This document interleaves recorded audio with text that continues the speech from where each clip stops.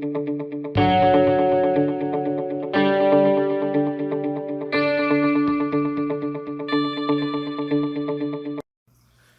dia a todos, bom dia a todas. Eu sou o professor Lucas Lopardi Franco, da Faculdade de Ciências Farmacêuticas da Universidade Federal de Alfenas. E hoje eu projetei aqui um gráfico para a gente falar um pouquinho sobre o desenvolvimento de fármacos em nome do nosso projeto A Voz da Ciência, porque eu vejo que a gente tem uma demanda muito grande hoje pela hidroxicloroquina, como que funciona, como é que descobre. Eu resolvi trazer isso aqui para a gente bater um papo, para falar um pouquinho de uma forma resumida.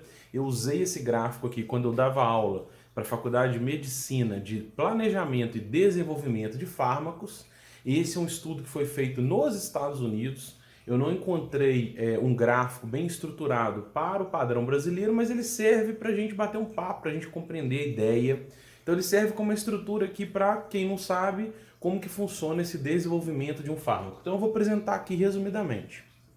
A gente tem nessa primeira faixa aqui embaixo, ó, o que a gente chama de pesquisa de base. O que é isso? Eu trabalhei, né, eu já trabalho há mais de 10 anos nessa faixa aqui. Muitos dos meus colegas, colaboradores, a gente trabalha nessa faixa.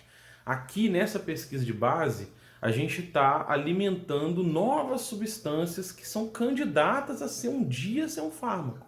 São substâncias de interesse terapêutico, que a gente chama de substâncias bioativas, ou com potencial bioativo melhor. Então, se você for ver aqui na base do gráfico, olha só, isso nos Estados Unidos, hein? Para cada de 3 a 10 mil substâncias novas, e de onde vem isso? Você pode vir do que a gente chama de química medicinal, que é uma química orgânica voltada a essas substâncias de interesse terapêutico, pode vir de produtos naturais, né? Você estuda extratos de casca da árvore, raiz da árvore, um fruto novo, um animal, um molusco, uma enzima nova. Então são diversas substâncias que são estruturadas e trabalhadas, estudadas, pesquisadas. E aí, entre 3 e 10 mil dessas substâncias, para cada até 10 mil, a gente tem só 10, de 10 a 5, que passam por o que é chamado de teste pré-clínico. O que é isso? São testes em animais, né? Aqui você pode fazer ensaios in vitro também, mas aqui nesse gráfico, nos Estados Unidos, ele já considerava o pré-clínico só quando vai para animal, e não com enzima isolada, isso é discutível, né? Mas são aqueles testes que a gente faz em laboratório, primeiro uma triagem no meio de cultura, com uma enzima isolada, e depois você passa para o animal que está nessa parte do gráfico aqui. Ó. Então, para testar no animal, já é um filtro muito grande, precisa alimentar muito para chegar no animal. E só daqui os melhores resultados que passam por um estudo aqui que nem está debatido nesse gráfico, que também é um filtro, que é a parte de formulação, né? Quando você desenvolve uma substância que é muito boa, que passa por que tem bons resultados nos testes em animais, e a gente almeja que ela vire um fármaco, ainda vai ter o estudo de formulação, ela vai ser injetável, vai ser um comprimido. Então tudo isso são barreiras, são filtros que a gente precisa investir e avançar. E aí passa por estudos de fases farmacológicos, e de fase 1 a 4, que já são outros grupos de pesquisa que fazem esse desenvolvimento, esse trabalho em humanos. Então a gente tem aqui ó, os chamados testes clínicos, né? Ele passa pelos primeira parte, tá vendo que esse gráfico está dividido em três? Essa parte da pirâmide. Isso é a primeira parte, são humanos saudáveis, só pessoas saudáveis, que não tomam outro medicamento, que não tem outro problema de uma outra doença. E depois você vai passando para outras fases, onde você vai fazendo estudos de validação. E aí até chegar na última fase, que é quando você disponibiliza ele no mercado e ainda continua estudos nessa parte. Quando ele chega ao mercado, ainda se continua os estudos, porque nesse momento você tem toda a pluralidade que é o nosso mundo, né? Que é a sociedade, e você tem doenças, você tem pessoas idosas, interação medicamentosa. Então são diversos estudos ainda necessários que são feitos numa etapa final. Eu não coloquei aqui, mas olha só, isso nos Estados Unidos, tá? Aqui do lado, se a gente olhar isso aqui são os anos.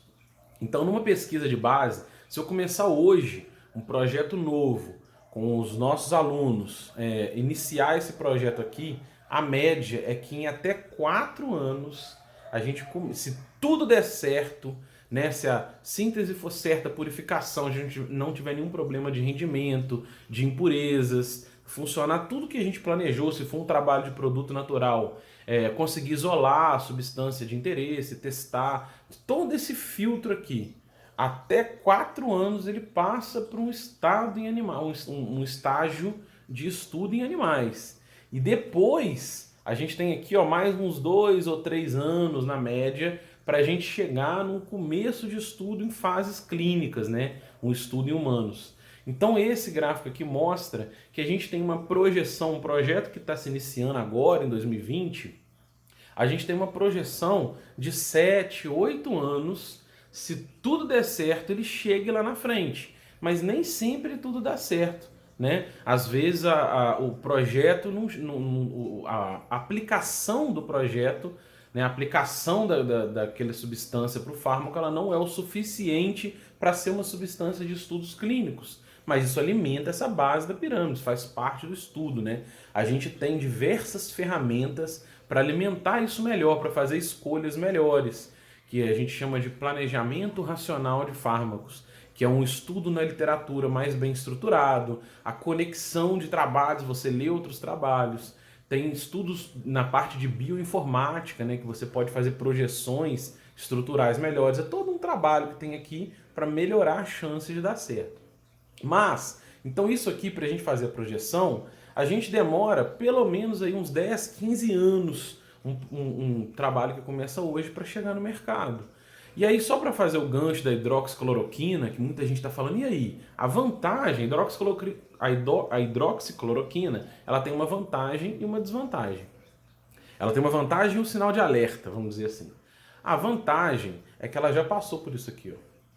Né? Ela já é um fármaco disponibilizado originalmente para malária nos Estados Unidos desde os anos 50, um derivado da cloroquina, menos tóxico. Então a gente já passou por essa pesquisa básica, já passou pelos testes pré-clínicos, a gente já conhece, por meio de todos esses estudos de desenvolvimento, os seus efeitos colaterais. Então tudo isso já é conhecido. Então isso já passou. O que está sendo feito com a hidroxicloroquina agora, que a gente tem os primeiros resultados acadêmicos, mas ainda não são os resultados finais, eles estão fazendo esses estudos aqui para ver se ela é ativa para o que ela tem que ser ativa, né? Que é o Covid-19, que é o coronavírus, o SARS-CoV-2. Se ela for realmente ativa para isso, aí justifica o tratamento. Mas ainda é uma pesquisa que está em construção hoje, dia 29 de março de 2020. Então os primeiros resultados foram bons, ela já está na parte de cima aqui da pirâmide, ela já é um fármaco disponível para outras doenças, né? Para lúpus, para artrite e para malária, mas ainda está estudando com ela. Na verdade, não é esse estágio. O que está estudando para ela é se ela é eficiente para a hidroxicloroquina. Se ela for eficiente, tem um ganho muito grande. Mas agora a gente precisa aguardar os próximos resultados para ver se ela realmente é ativa onde ela tem que ser ativa. E é isso. Então, o desenvolvimento de um fármaco, que muita gente tinha dúvida, ele passa por esse tipo de pirâmide estrutural, onde você tem uma pesquisa de base, os testes pré-clínicos e os estágios de testes clínicos. E é isso.